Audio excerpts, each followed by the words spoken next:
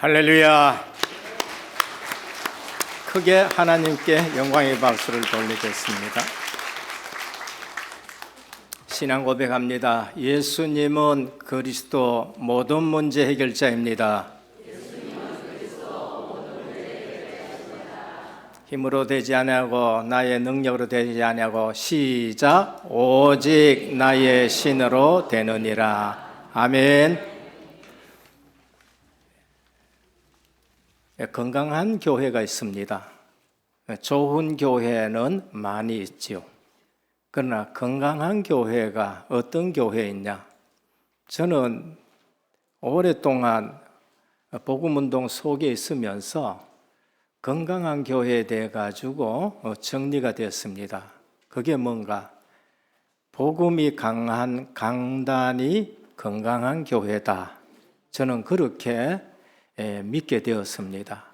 왜 그런가 하면은 저는 자라기는 정말로 한국에서 장자교단이라 하는 곳에서 긍지 있게 자랐습니다. 그러면서 또 직장 생활 하다 보니까 이 교회 저 교회 큰 교회 적은 교회 수준 있는 교회 다 다녀봤습니다. 그런데 결론은 뭔가? 복음이 강한 강단이래야 된다. 그게 결론이 났습니다. 그게 바로 마가다락방 교회였고요. 크지는 않습니다. 숫자가 적어야 된다 그 말도 아니고요. 건물이 예루살렘 성전이 훨씬 더 크고 화려한 건물입니다. 그런데 성령께서는 어디 오셨느냐? 120명밖에 모이지 않는 마가다락방 교회에 오신 것입니다. 교회가 크고 적고 수준 있고 이게 문제가 아니고 복음 붙들고 성령이 역사하는 교회가 건강한 교회인 겁니다. 우리는 가시적인 것에 속으면 안 돼요. 그러면 그런 교회는 어떤 교회냐? 두 번째 건강한 교회는 연약한 자들이 살아나는 교회가 건강한 교회입니다. 강한 사람만이 살아나는 지역은 그건 동물의 왕국이에요. 그건 이 세상 정치고 이 세상 기업인 겁니다. 교회는 기업도 아니고 이 세상 나라 권력도 아닙니다. 건강한 교회는 약한 자들이 와서 살아나는 것이에요. 그래서 그리스도께 많은 병자들이 왔었고 많은 문제 있는 자들이 왔었고 그리스도가 가면은 귀신이 떠나가고 치유함 받고 이래 된 것이에요. 그게 건강한 교회인 겁니다. 다시 말하면은 저들 같은 가정이 여기 와가지고 살아나고 그러면서 세움을 받고 이래야 되는 거예요. 약한 자가 왔는데 무시당하지 않고 문제 있는 사람이 왔는데 복음으로 살아나는 교회가 그게 건강한 교회입니다. 세 번째 건강한 교회는 어떤 교회냐? 재정이 투명한 교회여야 됩니다. 그래야 그 교회가 흔들리지 않습니다. 오늘 큰 교회 중에는 재정이 넘쳐나는데 그 재정이 잘못되게 사용되어서 세상으로부터 비난받는 일들이 많아요. 재정이 연약해가지고 어려워서 힘들어하는 교회가 얼마나 많은데 선교지에서는 지금 너무나도 어려운 지역이 많은데 재정이 잘못 사용된다. 그건 건강한 교회가 아닌 겁니다. 언제든지 거기는 사단이 틈탈 수 있어요. 그래서 그러한 약점들을 노리는 것이 누구냐? 이단들입니다. 신천지나 그러면서 안산홍이나 그런 교회를 공략하게 되고 비난하게 되고 그러면서 교회가 흔들리는 거예요. 교회는 언제든지 재정이 투명해야 됩니다. 그래서 우리 은혜교회 같은 경우에는 재직회를 합니다. 전체 어디에 쓰이는지. 그러니까 예산 결산 또 어떻게 하느냐? 그냥 전부 장로님들이 원래는 어디에 어떻게 쓰고 쓰인 것을 감사를 받고 그래서 그거를 당회 거치고 재직회 거치고 공동의회까지 거치는 것입니다. 오늘 우리는 이 건강한 교회가 되어지고 내 신앙 생활이 실제적으로 행복하기를 축원합니다. 그게 로마서예요. 로마서는 정말로 우리가 구원 하나를 제대로 우리에게 선포합니다. 1장에서 11장까지. 1장에서 11장까지 계속 하는 말씀이 뭔가? 구원에 대해서 말씀합니다. 우리가 어떻게 구원받았느냐? 모두가 죄인인데 어떻게 구원받았느냐? 하나님의 의대신 예수 그리스도로 말미암아 의롭게 되었다. 방법이 뭔가? 믿음으로란 거예요. 오늘 내게 예수 그리스도를 믿고 구원받은 것으로 행복하시길 바랍니다. 이것이 안 되어지면은 우리는 아무리 훈련받아도 안 됩니다. 내가 구원의 은혜를 모르는데 훈련받았다, 그건 방법밖에 안 돼요. 훈련받으면서 뭘 알아야 됩니까? 복음이 내게 체험이 돼야 돼요. 훈련받으면서 내게 있는 문제가 뭔지가 체험되어야 되는 겁니다. 그러니까 복음을 모르면은 아무리 내가 행복하려고 해도 행복하지 않습니다. 내가 건강이 좀 나쁜데도 복음을 알면은 그 건강 나빠도 하나님 앞에 내가 감사가 나온다니까요. 내가 어느 날 망했는데, 망하란 말이 아닙니다. 꼭 머리 나쁜 사람은 이럴 때 또 시험 든다니까. 망했는데도 복음 가지고 있으면은 그 망한 것 때문에 내가 하나님의 계획을 알게 되고 더 하나님을 붙들게 되어지고 하나님 아니면 안 된다. 오늘 말씀대로 오직 나의 신으로 된다는 것으로 행복해지는 겁니다. 그러니까 성도들이 신앙생활하면서 행복이 없다는 데 대해서 저는 깜짝 놀랍니다. 왜? 내 자신도 그랬고 우리 성도들도 이게 직분 올라갈수록 자꾸 더 무거워지는 일들이 생긴단 말이에요. 이유가 뭔가? 구원이 뭔지를 모르는 겁니다. 구원받았다는 사실이 뭔지를 몰라요. 그래서 사도 바울이 1장에서 11장까지 계속 구원 얘기합니다. 계속 구원. 구원 어떻게 받았느냐 얘기하고, 봐라 접붙임까지 받았지 않느냐, 하나님의 절대 주권 속에서 되어진 게 아니냐. 그게 1장에서 11장까지입니다.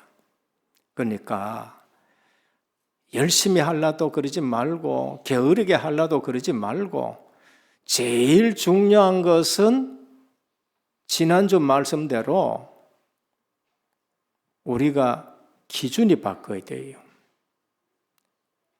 12장에는 뭐라 합니까? 구원받았다. 우리의 삶이 무슨 삶이 되어야 되느냐? 산제사가 되어야 된다. 내 삶이 제물이 되어야 된다는 겁니다. 내 삶이 영적 예배가 되어야 된다는 거예요.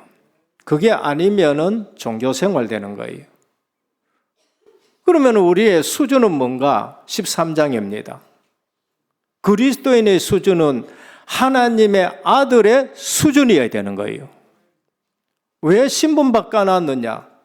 마귀 자녀의 수준과 살지 말라고요. 그래서 우리의 수준은 하나님의 자녀의 수준인데 신분과 권세 준 것 가지고 국가도 살리고 이웃도 살리고 모든 현장을 다 살리란 거예요. 그리스도인의 기준이 뭔가? 14장입니다. 우리의 기준은 먹는 것도 주를 위해서 먹어야 되고 안 먹어도 주를 위해서 안 먹어야 되고, 이 날이 중요하냐 저 날이 중요한 것이 아니고 이 날도 주를 위한 날이 되어야 되고 저 날도 주를 위한 날이 되어야 된다. 먹을 믿음이 있는 사람은 못 먹을 믿음이 있는 자를 비난하고 정죄하지 말아라.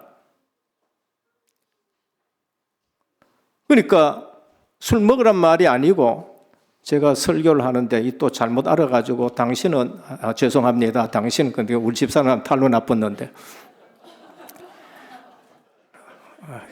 죄송합니다. 술 먹으라고 하면 안 되지 않느냐. 그러니까 내가 술 먹으라는 것이 아니라 기준을 지금 얘기하는 거예요. 누구를 비난하고 이런 게 말고, 우리의 기준은 먹는 거 마시는 것이 기준이 아니라 하나님의 영광을 위한 기준이 되어야 된다는 거예요. 주일날이 중요하다. 그럼 월요일날은 개판적으로 살아도 되느냐? 아니에요.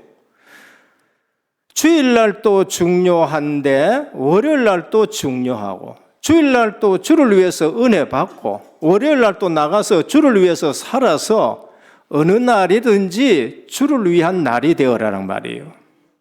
그러니까 우리가 말씀을 잘 못 알아들으면은요, 늘 자꾸 또 엉뚱한 얘기를 해요. 그래서 주님이 오셔서 하나님 믿는 유대인들을 향해서 기준을 바꿔라. 그래야 행복하다는 겁니다. 여러분, 복음이 기준돼야 행복합니다. 그리스도이신 주님이 오셔가지고 신앙생활을 한다고 하나님을 분명히 믿는 그들에게 복음을 모르니까 회개하라, 천국이 가까워왔다 하시면서 기준을 다 바꿉니다. 행복의 기준을 바꿔줘요. 뭐라 그랬느냐? 심령이 가난한 자는 복이 있다라고 말씀했습니다. 천국이 저희 것입니다라고 말씀했어요. 잘못 들으면 이 말은 또 성도들은 예수 믿는 사람은 가난하게 살아야 된다라고 생각하기 쉽습니다. 그러니까 성경을 제대로 모르면 신앙생활 아무리 해도 행복을 몰라요. 여기서 심령이 가난하다는 말이 뭔가? 우리 주님은 우리 보고 돈 없이 가난하게 살라고 한 적이 별로 없습니다. 한 번도 없습니다. 왜 하나님이 하나님의 백성이 가난하게 살아야라고 합니까? 아니에요. 원복을 한번 볼까요? 하나님이 하나님의 형상대로 인간을 만들어 놓고 뭐라 그러셨어요? 그들에게 복을 주시되 생육하고 번성하고 땅에 충만하고 땅을 정복하고 다스려라 그랬었습니다.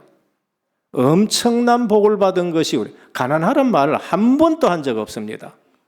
하나님 떠나서 가난하게 된 거예요. 그러면 심령이 가난하다는 뭔가? 눈에 보이지 않는 것이 더 중요하다는 거예요. 팔복을 자세히 보면은 하나도 가시적인 게 아닙니다. 안 보이는 걸 지금 얘기합니다. 심령이 가난하다는 것이 뭐냐? 그것은 마음과 영혼이 하나님으로 채워지지 않아서 하나님을 사모하는 심령을 말합니다. 하나님으로 채워지지 않아가지고 내 마음이 지금 가난합니다. 하나님만이 나의 부요함이 되고 하나님만이 내게 기쁨이 됩니다. 하나님으로 채워지지 않는 빈 공간, 그 심령, 그 가난함을 애통해하는 사람이 천국이 저희 것입니다 그런 거예요. 물질 얘기하는 게 아닙니다.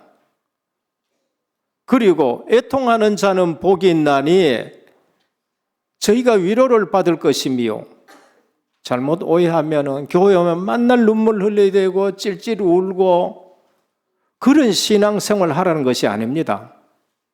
여기에 애통하면 뭐예요? 내 현장 보고 네 현장 보고 창세기 3장에 모든 죄 가운데 빠진 우리 인간들이, 저주 고통받는 데 빠져 있는 인간들이, 오늘 교회는 많지만은 대한민국이 이렇게 돼 있는 이 나라와 이 민족을 보면서 교육을 아무리 많이 받아도 영적 문제, 정신적인 문제, 이거 해결되지 않는 이 현장을 보면서 우리가 어찌 할꼬 하는 그 애통함을 가진 자들에게 복이 있나니 그 사람을 하나님이 위로하신다는 말씀이에요. 여러분, 그게 여러분들에게 행복이 되시길 바랍니다. 누구예요? 그게 한나예요. 한나가 얼마나 애통했습니까? 근데 어느 날 그 애통함에 낫실이라는 답을 찾았어요. 낫실이라는 답을 찾으니까 그 시대 문제를 그대로 끊어버리는 인물이 나오는데 사무엘입니다. 한마디 제사장이 말했는데 평안히 가라. 한마디 말했는데 그걸 기쁨으로 안고 가가지고 하나님을 찬양하는데 얼마나 행복하게 찬양하는지 모릅니다. 주님이 오셔서 팔복 가지고 뭘 말씀하셨어요? 기준을 행복의 기준을 바꿉니다. 히브리 원문으로 말하면은 행복하여라 심령이 가난한 자들아 하는 거예요. 행복하라는 것부터 먼저 말씀해요. 심령이 가난한 자들아. 천국이 저희 것입니다. 애통하는 자는 행복할 것이다. 저희가 위로를 받을 것입니다. 온유한 자는 복 있는 자다. 왜냐? 땅을 기업으로 받을 것입니다. 이 말도 또 오해 많습니다. 성격이 좋고 온순하고 착하고 그런 사람들이 복이 있을 것이다. 아니에요. 성경에서 말하는 말씀은 세상 기준이 아닙니다. 성경에서 말하는 온유함은 어떤 것이냐? 민수기 13장 3절입니다. 아주 우울증도 있을 수 있고 그 다음에 한 방에 그냥 날려가지고 사람 죽일 수 있고 그게 모세예요. 그런데 어느 날 하나님이 불러가지고 복음 하나 딱 말씀했는데 알아듣는 사람이 모세입니다. 그러니까 어떻게 되느냐? 40년 동안 말씀에 딱 길들여집니다. 성경에서 말하는 온유함이란 것은 야생마를 길들여가지고 주인의 말에 잘 길들여진 말을 온유한 말이라 그래요. 모세는 야생마 같은 사람이었습니다. 내가 한번 해보겠다고 한 방 때리니까 사람 죽어보고 그래서 80년 있다가 하나님 불러가지고 하나님이 말씀을 주는데 너는 가서 장로들에게 얘기해라. 피언약 발라라. 그대로 순종하니까 역사가 계속 일어나는 거예요. 그래서 민수기 12장입니다. 광야에 나왔었을 때에 하나님이 뭐라 그랬냐? 모세는 온유함이 지면의 모든 사람보다 성하다. 이제는 바뀐 겁니다. 오늘 우리가 온유하다는 것은 하나님의 말씀에 길들여진 자를 말해요. 우리 모든 성도님들이 하나님의 말씀에 길들여지기를 축원합니다. 여러분, 정말 아멘 좀 크게 하시길 바랍니다. 아니, 주의 말씀에 길들여지는 게 그렇게 어렵습니까? 저는 주의 말씀에 길들여지니까 너무나도 행복해요. 목사가 주의 말씀에 길 안 들여져 보십시오. 그 목사도 고생이고 하나님도 고생이고 성도도 고생이란 말이에요. 그러니까 구원받은 것으로 행복하시길 바랍니다. 내가 구원받았다는 것으로 행복하지 않으면요 전도훈련 아무리 받아도 안 됩니다. 왜? 처음부터 지금 안 됐기 때문에 안 되는 거예요. 전도훈련에 가가지고 복음을 깨닫고 행복의 기준부터 바꿔야지. 그게 안 돼가지고는 안 돼요. 오늘 제목이 이 카드가 또 시간이 오래 들려면 안 되는데 오늘 제목이 그리스도를 본받는 자의 삶입니다. 영어로 내가 하루 적어놨으면 The Imitation of Christ. 이거는 왜 내가 적어놨냐면은 제가 목사 되려고 할 때에 중요한 책 2권은 읽어야 된다 생각했습니다. 그게 어거스틴의 참회록 그리고 토마스 아켄페스의 그리스도를 본받아라는 책이 있어요. 이건 종교개혁 이전의 수도사입니다. 1400년대의 사람입니다. 그런데 그런 책이 성경 다음으로 많은 감마를 주는 책이에요. 그래서 그 영어는 내가 안 잊어버려서 오늘 적어놨었습니다. 우리가 복음을 깨달으면 누구 닮아가느냐? 그리스도를 닮아가게 되는 겁니다. 마귀 자녀는 마귀 자녀를 닮아가게 되는 거예요. 지옥의 백성은요, 이 땅에서 자꾸 지옥 가는 짓만 계속하는 것입니다. 하나님의 백성은 지금 로마서 제가 말씀드리지만은 산제사 영적 예배 드리고 우리의 수준은 하나님의 아들의 수준으로 국가와 이웃을 전부 살리고 우리 기준은 행복의 기준으로 전부 바뀌는데 내 기준은 아니에요. 먹는 것도 주를 위해서, 안 먹는 것도 주를 위해서 안 먹고, 주의 영광을 위해서 안 먹고, 이날도 주를 위해서 살고 저날도 주를 위해서 살고, 그게 우리의 성도의 기준이에요. 그래서 성도의 삶의 모델은 예수 그리스도입니다. 그런데 그리스도인의 수준, 그리스도인의 기준, 그리스도인의 모델, 예수 그리스도. 제가 이거 다 처음부터 외운 거 아닙니다. 설교하기 전에 저도 몰랐어요. 저는 설교를 준비하면서 그냥 내 머리에 들어온 대로 정리된 거예요. 그래서 지식으로 머물지 말고 내게 언약으로 모시받기를 축원합니다. 거기에 뭐가 걸려야 돼요? 하나님의 영광이 걸려야 돼요. 토마스 아 캠페스가 그 책에 뭐라고 했냐면은 죄라는 정의를 알고 있지 말고 죄라는 정의를 지식으로 아는 것보다는 죄의식을 느끼는 것이 더 중요하다고 말해요. 우리는 복음을 듣는 것을 지식으로만 아니에요.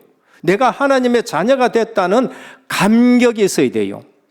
그게 지정이의 신앙생활이 건강한 거예요. 교회 건강한 거는 아까도 말씀드렸지만은 복음이 강해야 되고 약한 자가 살아나야 되고 재정이 건강해야 되고 내 개인의 신앙이 건강한 것은 지정이의 신앙이 되어야 됩니다. 그게 균형이 맞아야 돼요.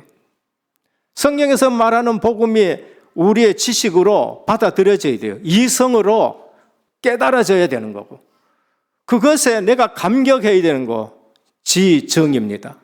그리고 나서 내가 그렇게 살기를 결단하는 거 지정의에 동반되는 결단하는 거 그게 행동으로 나타난 거 삶인 겁니다. 그래서 건전한 신앙생활은 지정의가 균형을 맞춰야 돼요. 감정적인 신앙은 어느 날 막 불붙듯이 부르륵 하다가 어느 날 그냥 확 꺼져버립니다. 그거는 감정적인 신앙이에요. 지식적인 신앙은 머리에만 달달달하고 마음은 전혀 안 움직인다. 그건 지식적인 신앙이에요. 지식적인 신앙이 지식적인 하나님의 말씀이 내 가슴에 와서 불붙듯이 타야 되는 것이고 이 부분이 지속적으로 의지적으로 나타나서 내 삶과 행동을 전부 바꾸는 것이 의지의 신앙생활이 되는 거예요. 그게 내 힘으로 안 돼요. 뭐라고 했지요? 힘으로 되자 능으로 되자 오직 나의 신으로 되느니라 그랬어요. 그래서 성령께서 나를 주관하시고 성령께서 나를 바꾸어 가시고 성령의 힘으로 성령의 능력으로 내가 살아갈 때에 신앙생활은 내 자신을 강물에 맡겨서 헤엄치는 신앙생활이에요. 그게 에스겔 47장입니다. 오늘 우리는 은혜교회가 왜 탄생했으며 우리 교회가 지금까지 뭘 했으며 오늘까지 무엇을 감당했고 무엇을 해야 될 것인가 오늘 본문에 다 나타나요. 마지막에 장에 가면 뭐 하지요? 내가 로마로 갔다가 서바나로 가야 될 것이다. 세계 복음화를 지금 말씀하는 겁니다. 우리 은혜교회 10주년 되는 해에 로마서를 통해서 복음으로 행복하시고 하나님이 주신 사명으로 기뻐하기를 주님의 이름으로 축원합니다. 안 그러면 육신적인 삶이 돼요. 육신적인 삶 살면은요 순간적으로는 굉장히 좋습니다. 그러나 그 시간 지나면은 행복하지가 않은 거예요. 모든 기준을 주를 위하여 바꾸기를 축원합니다. 첫 번째입니다. 그리스도를 본받아 우리 하나님의 백성은 주님을 본받는 삶이 됩니다. 우린 마귀 자녀가 아니잖아요. 마귀 자녀는 종살이입니다. 그러면 그리스도는 성경을 어떻게 받느냐? 그리스도가 본 성경관을 본받아야 됩니다. 요한복음 5장 39절입니다. 하나님 잘 민덕하는 유대인을 향해서 주님은 이렇게 말씀하셨어요. 너희가 성경에서 영생을 얻는 줄 알거니와 이 성경을 상고하거니와 이 성경이 내게 대해서 기록했다는 말씀하셨어요. 아브라함 얘기하려는 거 아니에요. 아브라함 가지고 그리스도를 얘기하고 이삭 얘기하려는 거 아닙니다. 이삭 가지고 그리스도를 얘기하고 요셉 가지고 그리스도를 얘기하고 노아 방주 가지고 그리스도를 얘기하는 거예요. 그래서 주님은 너들 성경 읽지 않느냐? 이 서기관들아, 이 바리새인들아, 이 성경이 내게 대해서 기록했다. 구원을 얘기하는 것이다고 말씀하는 겁니다. 오늘 성경 읽으면서 건강한 교회는 계속 예수 그리스도를 말합니다. 다른 거 강조했다. 건강한 교회가 아니에요. 훌륭하고 설교 잘하고 마음을 좀 즐겁게 할 수 있고 우리 교회가 잘한다 그런 뜻이 아니고 저는 서면은 어쩌면은 복음 전해서 우리 성도들이 은혜 깨우신 분은 구원 모르고 가는 자가 한 명도 없기를 저는 늘 기도합니다. 왜 그러느냐? 은혜 깨웠는데 복음 못 들었다고 돼버리면은 하나님 앞에 가서 내가 그 핏값을 내가 물려줘야 되는 사람이에요. 제자들의 성경관입니다. 요한복음 20장 31절입니다. 똑같습니다. 오직 이것을 기록하면 너희로 예수께서 하나님의 아들 그리스도이심을 믿게 하려 하며 또 그 이름을 힘입어 영생을 얻게 하려 하심이라는 겁니다. 이 좋은 영생의 말씀도 영생이라는 단어도 누가 뺏어가냐? 또 이단이 또 뺏어가가지고 교회에서 영생이라는 말을 잘 안 한다니까요. 제일 좋은 영생의 말을 잘 안 해요. 왜? 누가 가져가? 이단이 가져가지고 영생교회를 만들어내니까. 바보 같은 짓을 지금 교회하고 있다는 말입니다. 오늘 성경을 가지고 구원 얻는 비밀, 구원 누리는 비밀, 영생 누리는 그러한 삶이 되기를 축원합니다. 내가 이거 왜 썼느냐? 사도 요한이요 그랬어요. 예수께서 그리스도이시고 하나님의 아들이시고 그 이름을 힘입어 영생을 얻게 하려 하심이라. 영생 얻었으면은 다 되는 것이지 뭐가 두려워요? 지금 세상 사람들은 전부 죽음이 두려워가지고 벌벌 떠는데 궁극적인 영생 얻었는데 왜 걱정합니까? 고린도전서 10장 11절입니다. 광야 생활을 열거합니다.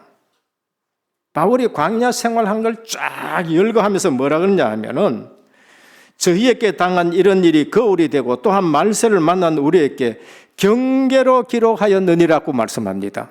성경을 읽으면은 주의할 것도 나오고 실패할 것도 나오고 조심해야 될 것이 전부 다 나온단 말이에요. 그거 안 읽으니까 이정표가 없어요. 그러니까 이정표가 없으니 막 달리니까 언덕에 떨지고 그래. 고속도로 가면은 이정표가 다 나오잖아요. 여기는 그 커브입니다. 여기는 속도를 30으로 하십시오. 이정표가 나오잖아요. 성경은 우리에게 경고를.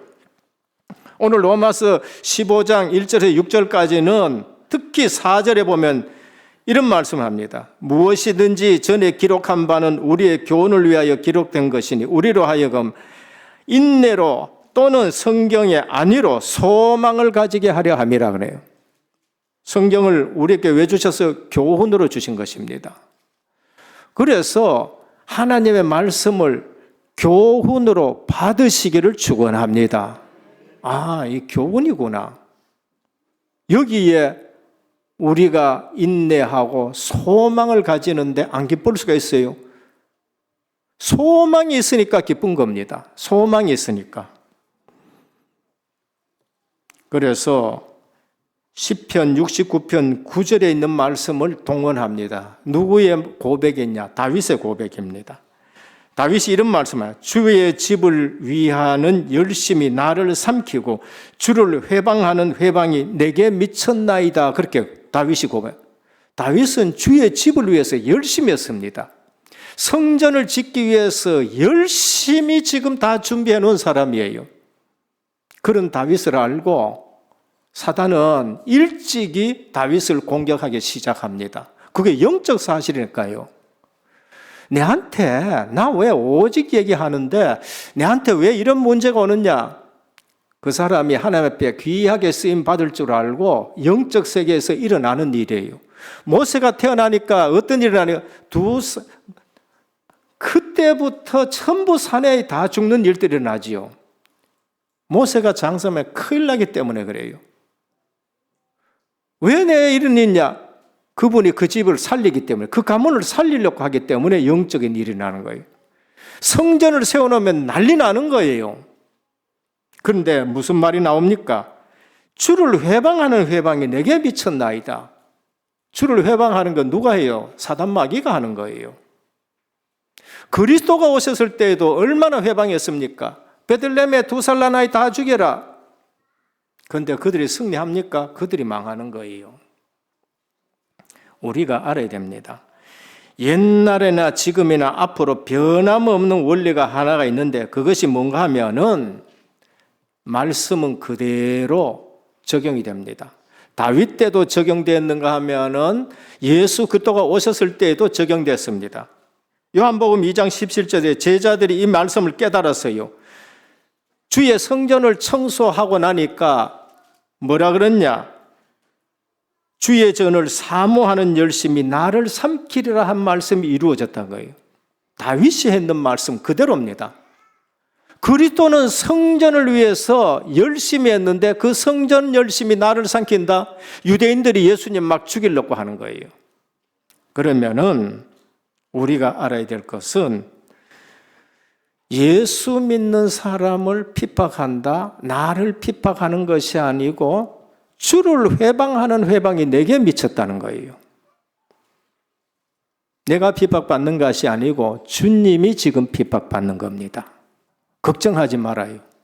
사도 바울이 예수 믿는 사람 핍박할 때 어떤 일이 났습니까? 주님이 나타나가지고 사울아 사울아 하니까 사울이 뭐라고 했지요? 주여 네 신이니까 하니까 네가 왜 예수 믿는 사람 핍박하느냐? 주님이 그런 말씀하지 않았어요. 뭐라 그러셨어요? 네가 왜 나를 핍박하느냐? 이런 것이에요. 그럼 반대로 하면은 우리가 그리스도를 위해서 수고하고 그리스도의 이름으로 대접하고 하면은 우리가 누구에게 하는 것이지요? 예수 그리스도에게 하는 것이에요. 우리가 이런 사람이란 것을 아셔야 돼요. 그러니까 내가 하나님의 자녀고 나를 통해서 하나님이 무슨 일을 하시는지를 모르면은 육신적인 기준 가지고 살아가면은 하나님은 그리스도를 십자가에 내줘 피 흘려서 우리를 구원했는데 한평생 전부 실패하는 거예요. 한평생 원망하고 한평생 넘을 찌르고 한평생 고생시키고 한평생 나는 또 원한을 품고 사단이 그 교회에 얼마나 잘 놀고 잘 가지고 놀 수 있는 교회가 되고 집안이 되는가를 아셔야 돼요. 오늘 주님이 보시는 성경관 가지고 주님을 닮은 성경을 보시길 바랍니다. 구원받은 그 은혜, 제자들이 본 것 가지고 그리고 제자들이 이것은 교훈으로 줬고 경계로 줬고 거울로 우리에게 줬기 때문에 성경을 보면서 그리스도 닮아가시기를 축원합니다. 둘째는 우리는 그리스도를 닮아가는데 믿음이 강한 자의 존재 의미입니다. 세상은 강한 자는 약한 자를 그냥 짓눌러요. 교회는 그런 곳이 아니에요. 강한 자가 약한 자를 잡아먹는 것은 동물의 왕국이에요. 그 짐승 수준이라니까. 그 복음 모르면 베드로가 뭐라 그러냐면 이성 없는 짐승 같다고 얘기를 했습니다. 우리에게 주의 성령이 떠나보면은 우리는 동물하고 똑같은 존재가 돼요. 그게 세상 정치란 말이에요. 우리는 아셔야 됩니다. 믿음이 강한 자의 존재 의미에 가장 강하신 분이 누굽니까? 왕 대신 그리스도입니다. 오셔가 뭘 하셨어요? 마가복음 10장 45절에 내가 온 것은 섬김을 받으려 함이 아니요 도리어 섬기라고 많은 사람의 대속물로 주려 함이라 하셨습니다. 믿음이 연약한 자를 도우라. 로마서 15장 1절입니다. 우리 강한 자가 마땅히 연약한 자의 약점을 담당하고 자기를 기쁘게 하지 말아야 할지니라라고 하셨어요. 이 말이 뭐지요? 구원받아놨고 창세기 3장이요. 내가 주인이요. 따먹으면 내가 하나님처럼 된다. 내가 주인이에요. 교회에서도 내가 주인 되고 직장에서도 내가 주인 되고 내 자존심 걸리면은 이거는 뭐 아무것도 눈에 안 보이는 겁니다. 내가 주인 되는 거예요. 그리고 세상 풍습에 따라갑니다. 그게 창세기 6장입니다. 하나님의 아들들이 사람의 딸들의 아름다움을 보고 창세기 11장입니다. 내가 성공이야. 하나님 좀 없어. 내가 성공이야. 어느 분이 주일날 어떤 집사님인데 주일날 어디 갔느냐? 놀러를 갔어. 그래가지고 놀러가 양심에 좀 가책은 되겠죠. 산에 가가지고 조심조심 댕기는데 그냥 헛발 디뎌가지고 낭 떨어져 버는 거예요. 우째 하나님이 간섭해가지고 그래도 나무를 그냥 딱 잡아가 죽지는 않았어요. 그냥 위를 쳐다보고요. 하나님만 이번에 좀 살려주시면 내가 제발 좀 잘 살겠습니다. 하나님을 살려주십시오. 하늘 향해서 가물가물지는데 하나님 음성이 들린 거예요. 그래 살려줄 테니까 두 손 놔보라. 두 손 놓으면 죽는데 들리기는 들렸는지 두 손을 놔라. 그래가지고 이 집사가 쳐다보게 그 위에 하나님 말고 다른 어떤 사람 없습니까? 그러네요.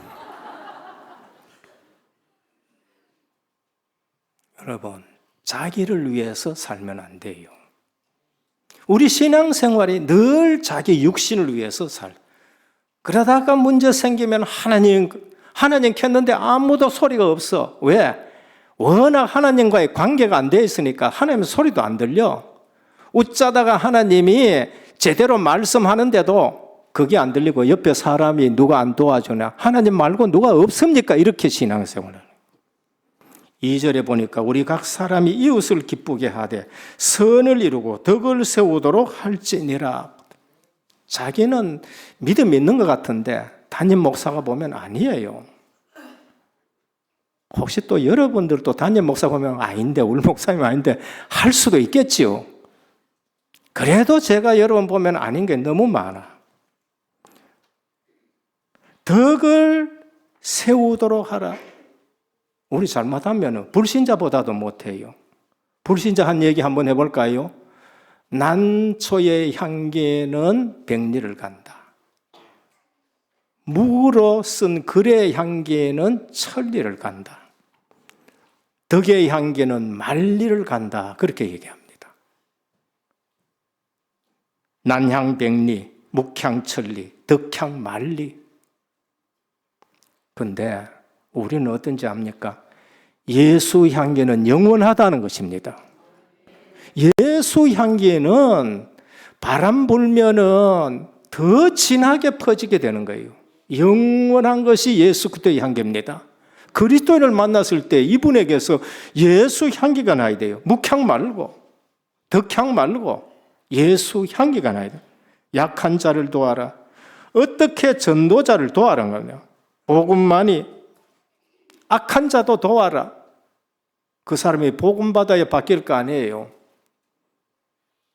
그러니까 복음 듣고 악한 자들이 바뀐 게 기독교 역사에 얼마나 많은지 모릅니다. 로마서 13장 13절 어거스틴이 얼마나 방탕했습니까? 술 취하라 방탕한 것이니 듣고는 그냥 그게 하나의 말씀입니다. 사람 말과 안 돼요. 김익두 목사님 깡패예요. 그런데 하나님 말씀 듣고 그냥 바뀌는 거예요. 우리 한때 굉장히 인기 있었던 영화 있죠. 누구나 야인시대. 야인시대. 김두하의 주먹보다가 더 잘 쓰는 사람이 있습니다. 시라손이에요.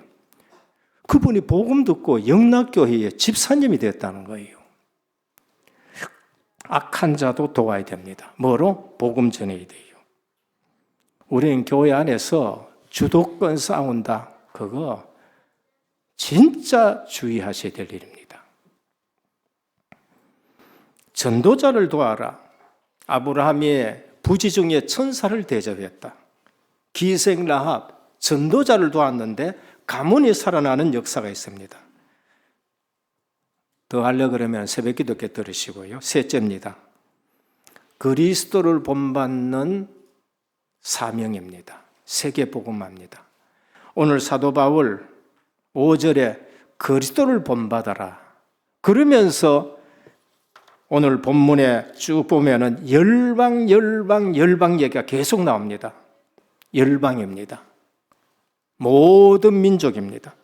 그리고 뭐라 그러냐 하면은 75세 된 이분이 빌립보 3장 12절에 오직 그리스도에 손에 잡힌 바 된 그것을 잡으려고 쫓아간다. 땅의 것이 아니고 위에서 부르신 부름의 상을 위해서 쫓아가는데 23절에 보면은 내가 로마에 갔다가 서바나로 가야 되겠다. 2000년 전입니다. 그때는 지구가 둥근 것도 몰라요. 로마 제국이 전부 지배하고 있는데 그 제국의 땅덩어리 제일 끝이 바다 끝에 있는 것이 뭐예요? 스페인입니다. 서바나 스페인이에요. 그 땅끝까지라는 말씀을 붙들고 내가 스페인에까지 가야 된다. 내가 로마 가면은 너희들의 도움을 가지고 서바나까지 가야 되겠다라고 말씀합니다. 그리스도를 본받는 사명입니다. 부활 메시지 가지고 가는 겁니다. 우리 10주년에 로마서를 통해 이제 2월 달 두고 우리에게 그리스도를 본받는 사명을 우리에게 말씀하십니다. 75세가 됐는데 로마 가가지고 이제는 서바나까지 가겠다는 것입니다. 나이는 그 당시에 75세는요, 지금 거의 100세 되는 겁니다. 100세 되는 거예요. 그러니까 오늘 우리도 100세까지 살면서 서바나 가시기를 축원합니다. 가기 싫은 사람 놔두고요. 정말로 언약을 잡으셔야 돼요. 그 당시에 75세인데 서바나까지 가겠다는 겁니다. 바울이 뭐가 그럽니까? 지금까지는 막혔다. 사단의 역사에서 내가 가고 싶었지만 막혔는데 이제는 너희의 도움으로 가야 되겠다고 말씀합니다. 결론입니다. 우리가 진짜로 구원받고 욕심 버리고 육신적인 욕심 버리고 내 동기 버리고 하나님 앞에 기도하기 시작하면은 하나님은 깨끗한 비전을 주십니다. 마음이 청결한 자는 하나님을 볼 것이며 있습니다. 워낙 우리가 구원받고도 더러운 것이 있어가지고 하나님의 비전이 안 보여요. 안 보여요. 그래서 우리가 동기 버리고 진짜로 기도하면은 하나님이 우리에게 뭘 보여주시느냐? 우리에게 하나님의 계획을 알게 하십니다. 그러면은 행복합니다. 구원받았는데도 행복한데 하나님이 비전을 주시는 겁니다. 둘째, 하나님이 비전 주시면은 하나님이 그 비전을 이루어 가십니다. 우리 힘으로 안 된다니까요. 빨리 아셔야 됩니다. 이 말씀을 빨리 아셔야 돼요. 요셉이 안 돼요. 근데 하나님이 그 요셉의 일을 이루어 가시는 거예요. 아브라함 못해서요. 아브라함 가정 깨져버렸어요. 애굽 내려갔다가. 근데 하나님이 비전을 보여주셨고 그 아브라함 가정을 통해서 이삭, 야곱, 12지파 유다를 통해서 그리스도를 오게 하신다는 거예요. 제발 늪에 빠졌거든 가만히 계시길 바랍니다. 주님 오셔서 여러분 손잡고 끄잡아내시도록. 허우적대니까 더 힘드는 거예요. 하나님이 주시는 비전은 하나님이 이루어 가십니다. 그리고 사명 다할 때까지 절대 안 죽습니다. 좀 걱정하지 마시고. 예. 영적으로 건강하고 육신적으로도 건강하고 환경도 회복되기를 예수 그리스도 이름으로 축원합니다. 기도드립니다. 주님 감사합니다. 구원받은 것으로 행복한 성도들이 되기를 원합니다. 그리스도로 충분하고 완전하고 모든 것 되게 하옵소서. 하나님의 자녀는 영적으로 산 예배가 되게 하시고 그리고 기준도 수준도 나라 살리고 하나님을 위해서 살아가고 우리는 그리스도 닮아가는 하나님의 자녀 되게 하옵소서. 예수 그리스도 이름으로 간절히 기도드립니다. 아멘.